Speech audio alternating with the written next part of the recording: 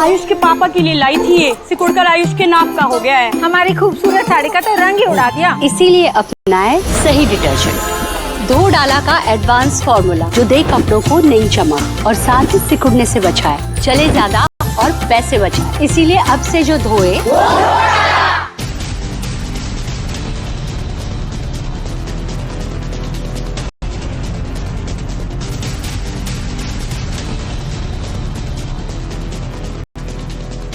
नमस्कार, times now Bharat पर आपका बहुत बहुत स्वागत है। आपके साथ मैं हूं राकेश पांडे। सबसे पहले आपको आजादी के महापर्व की ढेरों बधाई। शाम के 5 बजने वाले हैं। वक्त हो गया है रोज की तरह देश के सबसे पसंदीदा डिबेट शो राष्ट्रवाद का। राष्ट्रवाद यानी देश से बढ़कर कुछ नहीं, ये हमारे शो का मोटिव है। लेकिन आज का सवाल है कि क्या विपक्ष के लिए देश से बढ़कर उनकी पार्टी पॉलिटिक्स है? लाल किले की प्राचीर से आज पीएम मोदी ने देश की डेमोग्राफी बदलने की साजिश करने वालों पर करारा प्रहार किया। लेकिन पीएम की बातों से विपक्ष को सिरदर्द होने लगा। आरएसएस के 100 साल पूरे होने पर पीएम ने बधाई दी तो उन लोगों को ज्यादा ये बात चुभने लगी जिनका खुद का अस्तित्व ही 30-40 साल पुराना है। तो वहीं नेता प्रतिपक्ष राहुल गांधी लाल किले पर जश्न आजादी समारोह पर नहीं दिखे, गायब रहे। इसको लेकर सवाल उठ रहे हैं। बीजेपी कह रही है कि बहिष्कार कर दिया क्या? हालांकि कांग्रेस दफ्तर पर कार्यक्रम में वो मौजूद रहे। तो क्या राहुल गांधी ने मोदी विरोध में आजादी के महापर्व का ही बहिष्कार कर दिया? करेंगे इन सभी मुद्दों पर चर्चा, लेकिन पहले इस रिपोर्ट को देखिए। आज 15 अगस्त के ही दिन मेरे देश के युवाओं के लिए 1 लाख करोड़ रुपए की योजना हम चालू कर रहे हैं। भारत ने तय कर लिया है कि न्यूक्लियर की धमकियों को अब हम सहने वाले नहीं।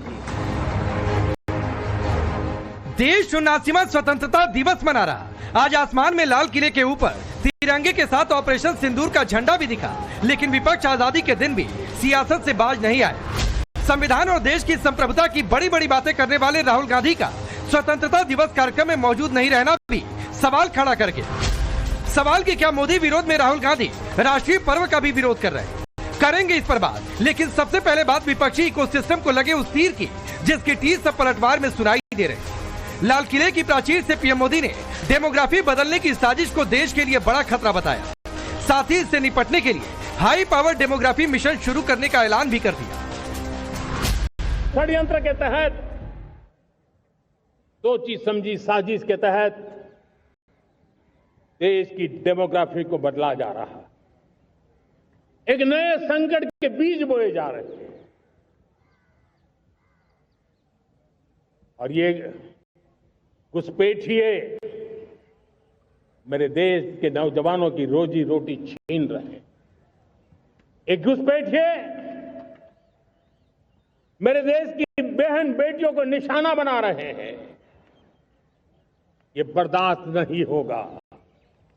ये घुसपैठिए भोले भाले आदिवासियों को भ्रमित करके उनकी जमीनों पर कब्जा कर रहे हैं। ये देश सहन नहीं करेगा। कोई देश अपना देश घुसपैठियों के हवाले नहीं कर सकता है। दुनिया का कोई देश नहीं कर सकता है, तो हम भारत को कैसे कर सकते हैं? मैं आज लाल किले की प्राचीर से कहना चाहता हूं, हमने एक हाई पावर्ड डेमोग्राफी मिशन शुरू करने का निर्णय किया है। पीएम ने डेमोग्राफी बदलने की साजिश का जिक्र किया तो विपक्ष ने पलटवार किया। अखिलेश यादव ने बीजेपी सरकार के 10 साल में क्षेत्रफल बताने की चुनौती दी तो आरजेडी ने पूछा घुसपैठियों को रोकने की जिम्मेदारी किसकी है? भारतीय जनता पार्टी ये बता दे कि भारत का क्षेत्रफल 2014 में क्या था और आज जब हम 2025 में खड़े हैं तो भारत का क्षेत्रफल क्या है। हम तो उस प्रदेश से आते हैं और हम सब लोग जानते हैं, अगर मेड़ भी कोई काट दे तो हम उसकी हत्या कर देते हैं। आप सोचिए हमारे भारत की जमीन कितनी छिन गई। ये हम नहीं, हमारे पास आंकड़े हैं। जो डेमोग्राफी की बात कर रहे हैं उन्हें ये जरूर बताना चाहिए भारतीय जनता पार्टी को, संगी साथियों को, कि भारत का क्षेत्रफल क्या है आज और 2014 से पहले भारत का क्षेत्रफल क्या था। घुसपैठ हो रहा है तो साजिश का पर्दाफाश करिए। इंटेलिजेंस आपका, हाई पावर कमेटी आपके पास है? सरकार आप चला रहे हैं, किसको कह रहे हो? जो चीजें करना उसको कहना कहाँ है? ये तो आपकी रिस्पॉन्सिबिलिटी में है। घुसपैठी आ रहे हैं, इस पर चर्चा करिए। बहन बेटियों को इसमें क्यों ला रहे हैं? हर चीज में बहन बेटी को क्यों लाते हैं? किसी पर भी कोई प्रहार करे व्यक्ति बाहर से आकर, उसका हमको उसके सामने खड़े होकर हमें उसका जवाब देना है। लेकिन घुसपैठी हैं, अगर हैं, आ रहे हैं तो कौन उनको आने दे रहा है? आज सुरक्षा किसके हाथ में है? सलमान खुर्शीद कह रहे हैं बहन बेटियों को क्यों बीच में ला रहे हैं। सवाल है कि घुसपैठियों के टारगेट पर बहन बेटियां हो तो उसकी चर्चा से कांग्रेस को क्यों दिक्कत? क्या खेल वोट बैंक को बचाने का है? विपक्ष ने पलटवार किया तो जेडीयू के संजय झा ने जवाब दिया कि एसआईआर इसीलिए तो था। एसआईआर क्या था? एसआईआर का मूल एक तरीके से यही था, संविधान क्या कहता है कि जो देश का नागरिक है वही वोट दे सकता है, बाहरी लोग तो वोट नहीं दे सकते। अगर कहीं बॉर्डर एरिया में डेमोग्राफिक चेंज हो रहा है और अगर इसका स्पेसिफिक इंफॉर्मेशन है तो निश्चित रूप से देश के लिए, सुरक्षा के लिए भी खतरा है। डेमोग्राफिक खतरे से देश को आगाह करने के बाद पीएम मोदी ने आरएसएस का भी जिक्र किया। पीएम ने 12 बार में पहली बार लाल किले की प्राचीर से आरएसएस की चर्चा की।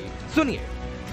सेवा, समर्पण, संगठन और अप्रतिम अनुशासन, ये जिसकी पहचान रही है, ऐसा राष्ट्रीय स्वयंसेवक संघ दुनिया का ये सबसे बड़ा एनजीओ है। एक प्रकार से 100 साल का उसका समर्पण का इतिहास है। 100 साल की राष्ट्र की सेवा एक बहुत ही गौरवपूर्ण स्वर्णिम पृष्ठ है। व्यक्ति निर्माण से राष्ट्र निर्माण के संकल्प को लेकर के 100 साल तक मां भारती का कल्याण का लक्ष्य लेकर के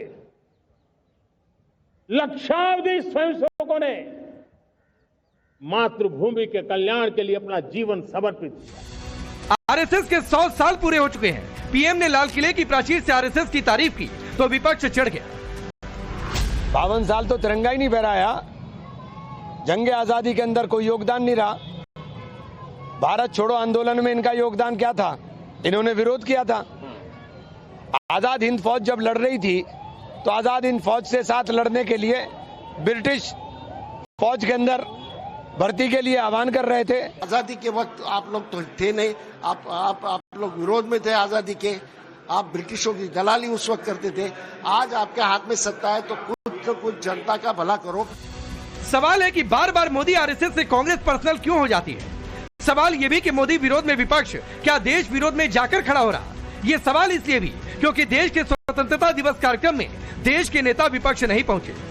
राहुल गांधी दिल्ली में इंदिरा भवन में तो गए जहां कांग्रेस अध्यक्ष खड़गे ने तिरंगा फहराया, लेकिन लाल किले पर कार्यक्रम में नहीं पहुंचे। राहुल गांधी जो नेता प्रतिपक्ष है, उन्होंने आज स्वतंत्रता दिवस के कार्यक्रम का, जो राष्ट्रीय कार्यक्रम रेड फोर्ट पर, लाल किले पर होता है, उसका बहिष्कार कर दिया।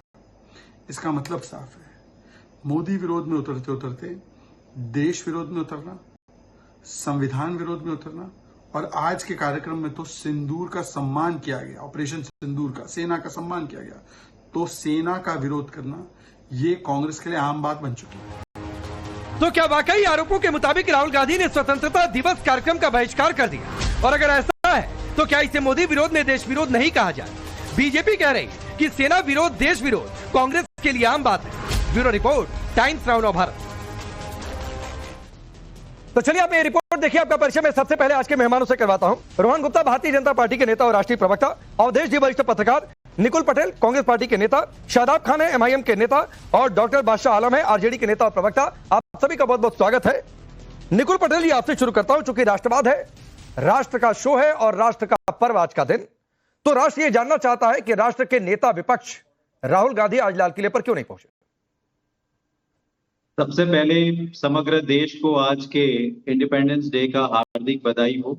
और आपका जो सवाल है, तो मैं आपसे भी पूछना चाहता हूं, क्या आप लाल किले पर पहुंच पाए, या यहाँ बैठे सभी लोग लाल किले पर पहुंचे थे? क्या सभी लोगों ने अपने हिसाब से अपने को जहां अच्छा लगा वहां जाके राष्ट्र के लिए जो काम किया है और जो जो राष्ट्र ध्वज को फैलाने का काम है वो किया है। मैं खुद भी वडोदरा शहर में, हमने वडोदरा जिला कार्यालय निकुल जी, जाके मुझे लगा था कि सर शायद इस पर आप थोड़ी गंभीरता से जवाब देंगे। यहां पर कोई बैठा हुआ आदमी नेता विपक्ष नहीं है, यहां पर बैठा हुआ कोई आदमी नेता विपक्ष नहीं है।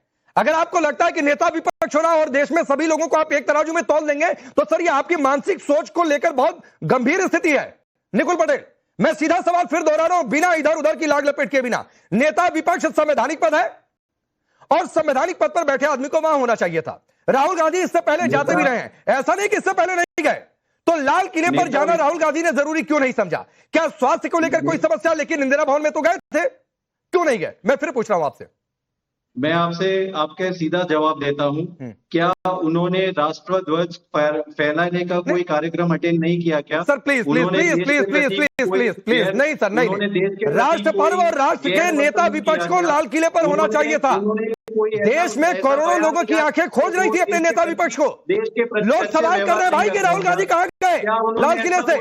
वो देश के लिए समर्पित नहीं है क्या?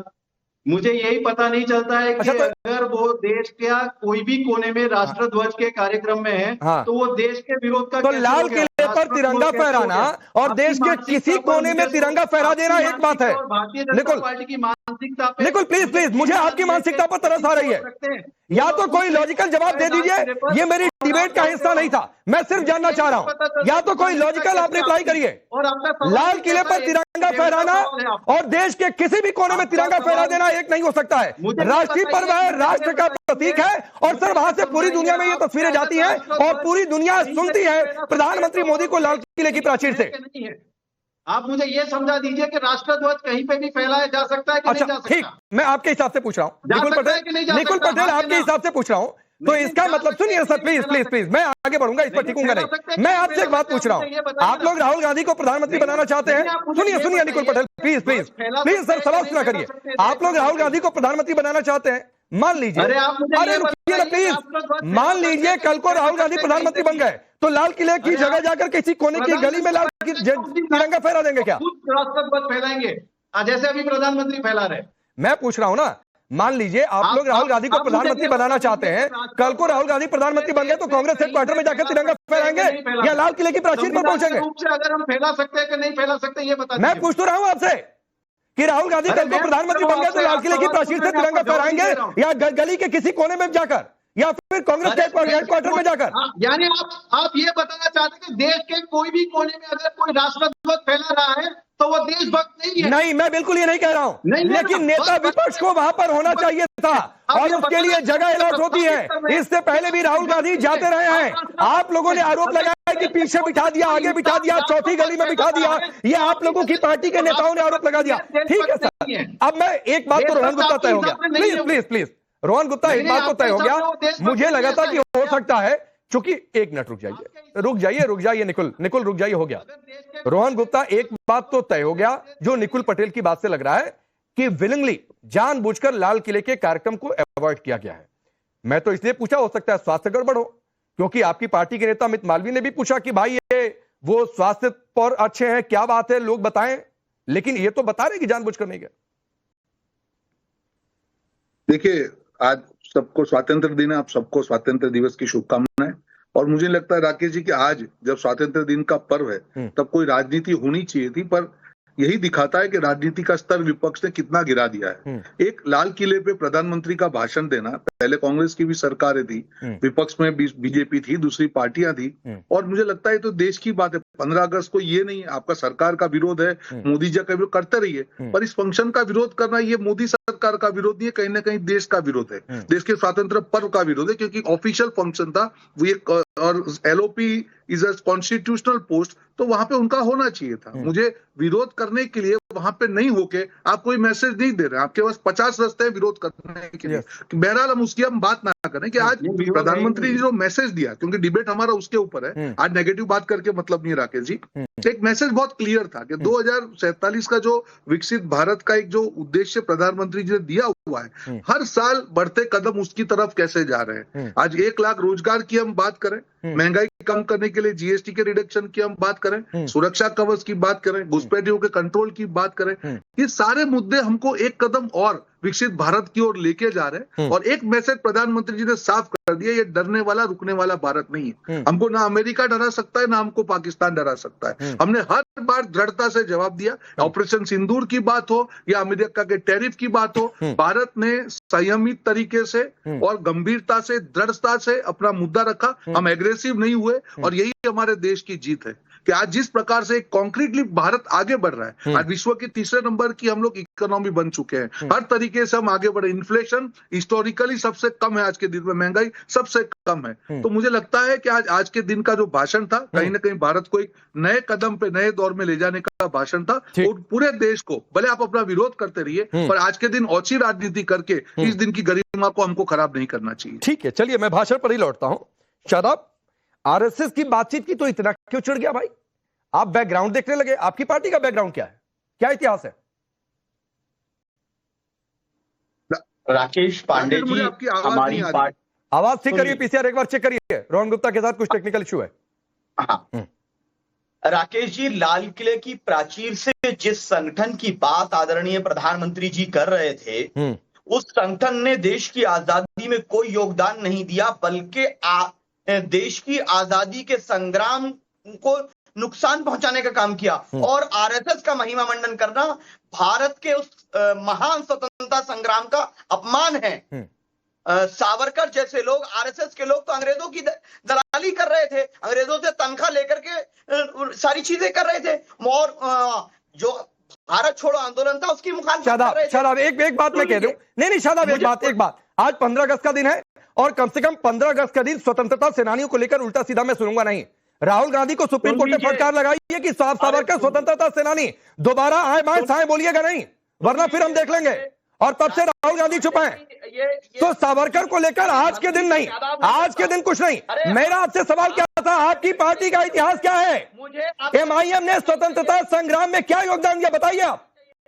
मुझे नहीं चाहिए आपका सर्टिफिकेट। नहीं सर, सर्टिफिकेट नहीं दे रहा हूं मैं पूछ रहा हूं एमआईएम का स्वतंत्रता संग्राम में क्या योगदान, बताइए। सवाल बीजेपी से कर रहा हूं, दर्द आपको। शादाब, नहीं हाँ दर्द होगा भाई।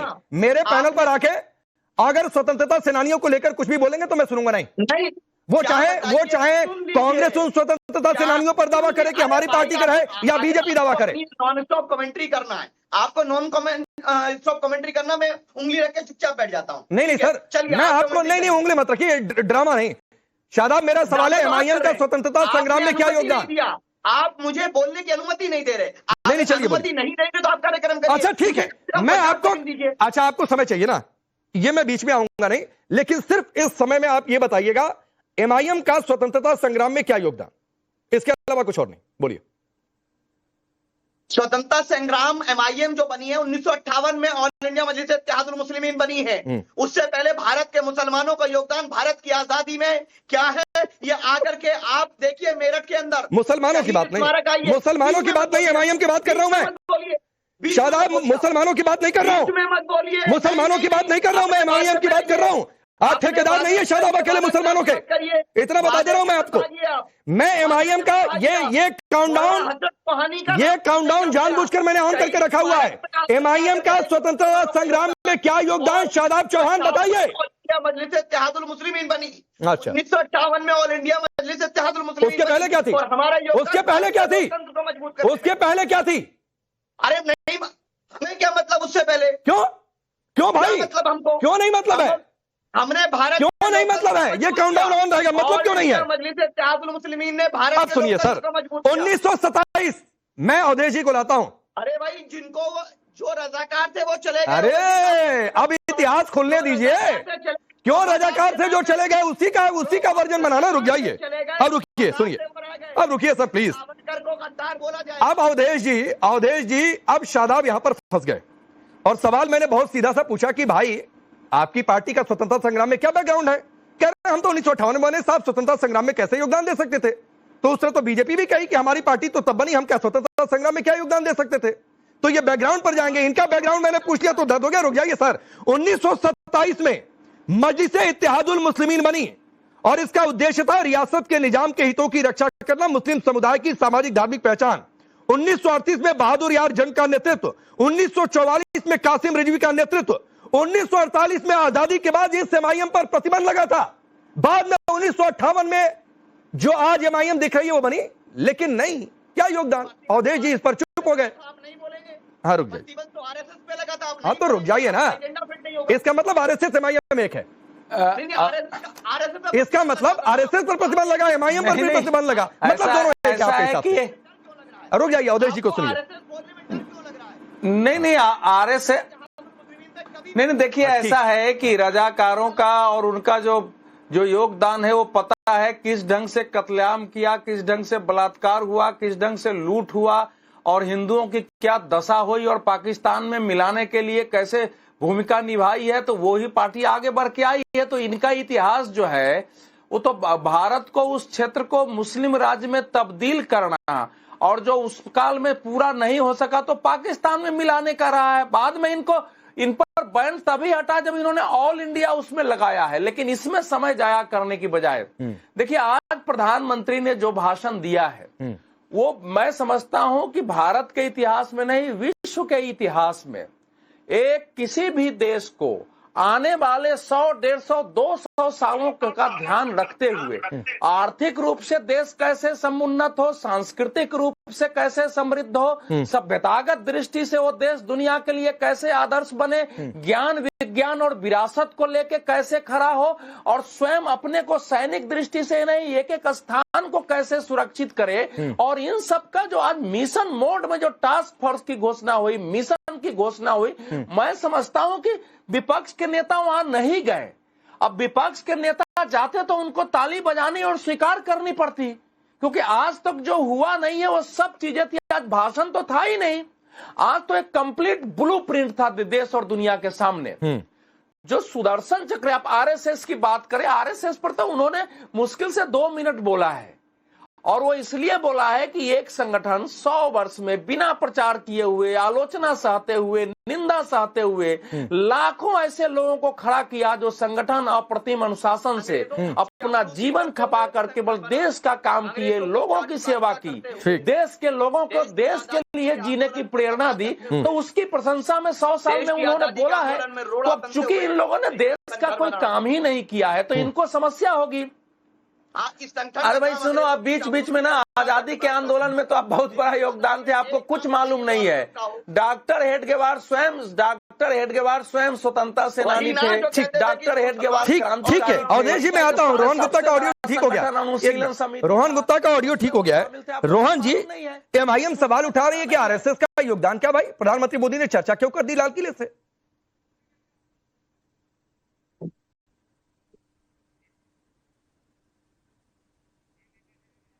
रोहन जी आवाज आ रही है आपको? अब आ रही है जी, बताइए। मैं कह रहा हूं एमआईएम सवाल उठा रही है कि लाल किले से आरएसएस की चर्चा क्यों? आजादी में क्या योगदान? सावरकर की बात कर रहे हैं।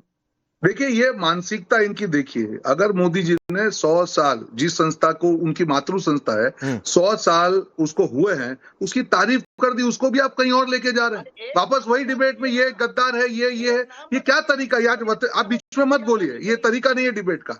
या ये स्वातंत्र दिन की डिबेट तू मैमे की डिबेट नहीं है। ठीक है, मत बोलिए। आप लोग ने हमेशा धर्म की बात करके, आपको शर्म आनी चाहिए। आज के दिन भी आप ये कर रहे हैं। ये अलग दिन हम डिस्कशन करेंगे कौन किसने क्या कंट्रीब्यूशन दी है। 11 साल में देश में क्या उसकी बात करिए। 27 करोड़ जो गरीब है वो गरीबी रेखा से ऊपर आए, ये वर्ल्ड बैंक का रिकॉर्ड है। महंगाई दर सबसे कम है, आधे 1% से भी कम। राकेश जी हिस्टोरिक लो है, इतनी महंगाई दर कभी नहीं हुई है। किसानों की समृद्धि बढ़ी है।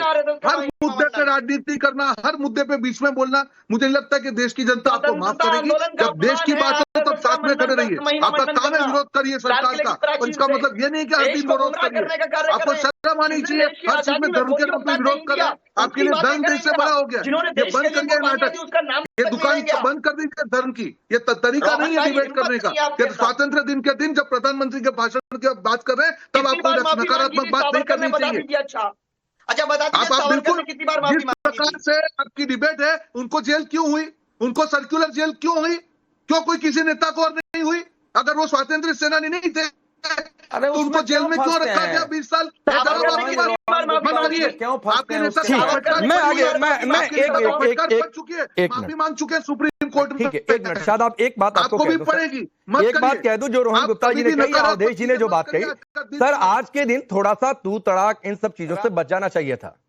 सावरकर की बात आपने छेड़ी, सावरकर को लेकर सुनवाई के दौरान जब पहलगाम अटैक हुआ था, खबरें वो दब गई जो सुप्रीम कोर्ट ने राहुल गांधी को लेकर टिप्पणी की थी, क्योंकि खबर इंडिया पाकिस्तान को लेकर चल रही थी और कहा था कि दोबारा बोलिएगा नहीं वरना फिर हम देखेंगे क्या करना है। तो सर कहीं कोई सावरकर ने माफी नहीं मांगी? नहीं, मैं कह तो रहा हूं ना कि ये कोई क्लिप आपकी निकालकर उसी केस में अटैच ना कर दे कि ये सुनिए शादाब एमआईएम के प्रवक्ता क्या बोल रहे हैं, फिर जाकर जवाब देते फिरिएगा सुप्रीम कोर्ट में। देशभक्त नहीं मानता। हाँ तो मत मानिए सर, मत मानिए आप, मत मानिए देशभक्त। यहाँ पर लोग मानते हैं और मेरे सामने स्वतंत्रता सेनानी को लेकर कुछ बोलिए नहीं। मैं आपको पहले बता दे रहा हूँ सर, आपकी पार्टी का भी बैकग्राउंड बहुत लोगों को पसंद नहीं आएगा कि 1927 से एमआईएम का क्या योगदान है। मैं आगे बताऊं, बादशाह आलम, बादशाह आलम, बादशाह आलम नहीं है इसको। बादशाह भाई आप ये आदमी क्या है कि ये सावरकर जी को किसी को बादशाह क्या है ये? आलम, बादशाह आलम, बादशाह आलम, डेमोग्राफी को लेकर भी प्रधानमंत्री मोदी ने बातचीत की है आज और उन्होंने कहा कि एक बड़ी साजिश है और इसके लिए एक हाई पावर डेमोग्राफी मिशन हम चलाएंगे देश में। लेकिन इस पर भी आप लोगों को दिक्कत है, क्या ये खास वोट बैंक की सियासत है इसलिए?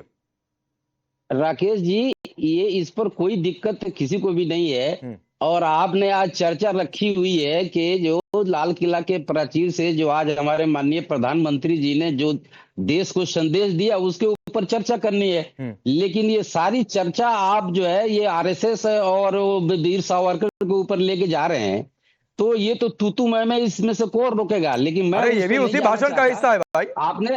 आपने हाँ है हिस्सा, इसमें बहुत 103 मिनट का भाषण हुआ है। ये 12वां स्पीच है प्रधानमंत्री जी का लाल किले के प्राचीर से। ठीक। और ये 103 मिनट में खाली आरएसएस की बात नहीं हुई है और सारी बातें हुई तो है। ये बात अपनी पार्टी के नेता को समझाना चाहिए था ना बादशाह आलम जी। शक्ति यादव को जाकर पहले समझाइए कि उन 103 मिनट में उनको रिएक्शन देने के लिए डेमोग्राफी मिला। बोल देते बाकी सारी बातों पर नहीं मैं चर्चा करता। आप मेरी बात तो सुन लें पहले आप। मैं जो आपने इतना बाद में हमको टाइम दिया आपने, वो भी आप हमारी बात नहीं सुन रहे। मैं कहाँ जा रहा हूँ, सुन ही रहा हूँ। तो ये जो 103 मिनट का जो भाषण हुआ है लाल किला से आज, तो इसमें खाली ये सपने दिखाए गए हैं। अच्छा, ये जो 2014 से जो आए हुए हैं, इनका ये 12वां स्पीच चल रहा है, तो ये खाली सपने दिखा रहे हैं। उस सपने को पूरा कौन करेगा? उसका जवाब कौन देगा? ये नए सपने जो है अपना दिखाएंगे या पुराने सपने भूलते जाएंगे ये। और जहां तक आप जो है राहुल गांधी की बात कर रहे थे कि वहां इन्होंने आया नहीं, स्वतंत्रता संग्राम का बाइकाट किया, तो अभी आप उठा के 12 से लेकर ये 2025 है, ये 12वां स्पीच है। ये मोदी जी के स्पीच का जो है ना व्यूअर्स बहुत कम हो रहे हैं जिस तरह से। अरे भाई आप दिक्कत यही है बादशाह आलम जी कि आप यूट्यूब पर कितने व्यूज आ गए उस पर जाकर टिक जाएंगे। अरे भाषण में क्या नया सपना क्या रहा पॉइंट आउट ही कर दीजिए। डेमोग्राफी नहीं सर, उस 103 मिनट में आपकी पार्टी के नेता को बोलने के लिए और प्रतिक्रिया देने के लिए डेमोग्राफी इशू ही मिला और किसी चीज पर नहीं बोले। अरे बोलते ना, चलिए मैं आपको बोलता हूँ, चलिए आपकी पार्टी के नेता नहीं बोला, क्या क्या नया सपना दिखाया इसी पर बोलिए। जो आपको लगता है कि फेक हो सकता है, पूरा नहीं हो सकता है, वही बताइए। चलिए। अरे इस भाषण से ये 103 मिनट के अंदर आज उन्होंने प्रूव कर दिया कि मैं जीरो प्रधानमंत्री हूँ। तो सर प्लीज कैसे मुझे बताइए, पॉइंट आउट करिए। आधी पब्लिक वहाँ चली गई थी नींद में, वो अपना सपना देख रही थी, इनके सपने को कोई नहीं सुन रहा था। कौन सा नया सपना? पॉइंट आउट करिए। मैं आपसे 3 पॉइंट पूछता हूँ। क्या करेंगे? ये कोई प्रधानमंत्री का भाषण थोड़ी है। कोई एक बताइए। बादशाह जी कहा है कि ये हमारा मिशन और ये नहीं हुआ। बादशाह जी इनको कौन सा रोड मैप? एक मिनट और देखिए बादशाह जी। क्या रोड मैप? अरे बादशाह जी सुनिए, मैं आपको भी सुनिए, मैं बीच में नहीं आता हूँ, ये काउंटडाउन ऑन करके आपको 1 मिनट का समय देता हूँ। मुझे 3 पॉइंट बताइए जो आपको लगा कि ये सिर्फ सपना है, सच नहीं हो सकता है। ये सेमीकंडक्टर की बात करी इन्होंने कि जो है फाइलों में दब गई। अरे इंदिरा गांधी ने अपने जमाने में 75-74 के अंदर ये सेमीकंडक्टर का HCL जो बनाया, वो संस्था इंदिरा गांधी का बनाया। चलिए, पहला सेमीकंडक्टर हो गया। दूसरा 94 में उसका सेमीकंडक्टर का प्रोडक्शन शुरू दूसरा हो गया। बताइए। दूसरा, अब ये सेमीकंडक्टर की बात तो आप करेंगे नहीं। हाँ, दूसरा बताइए। गांव में क्या हुआ, कैसे आतंकवाद मार के चले गए, ये आपने बताया नहीं। दूसरा हो गया। जातिगत जनगणना कराना था, जाति जनगणना के ऊपर आपने कुछ कहा नहीं। अरे भाई, अब औरतों की बात कर रहे हैं कि हम महिला सुरक्षा आ गए आप लाइन पे। 31 लाख महिलाओं का वोट आपने SIR में बिहार में काट दिया। आ गए लाइन और पे, कहते हैं बेटी पढ़ाओ और बेटी बचाओ बेटी पढ़ाओ। ठीक, 71 लाख महिलाओं। अब चलिए आपकी बात हो गई। वहाँ मोदी जी ने दूसरा, हाँ ठीक है, पहलगाम के तीनों आतंकी मारे जा चुके हैं। ऑपरेशन महादेव में आपको ना लगे वो आपकी अलग समस्या है, ठीक है।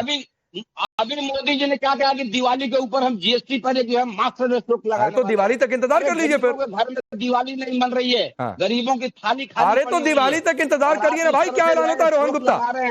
प्लीज प्लीज प्लीज, बादशाह आलम जी, अगर सेमीकंडक्टर पर सर पहले इतना काम हो गया होता ना तो आज की डेट में हमें दूसरों की ओर देखना नहीं पड़ता।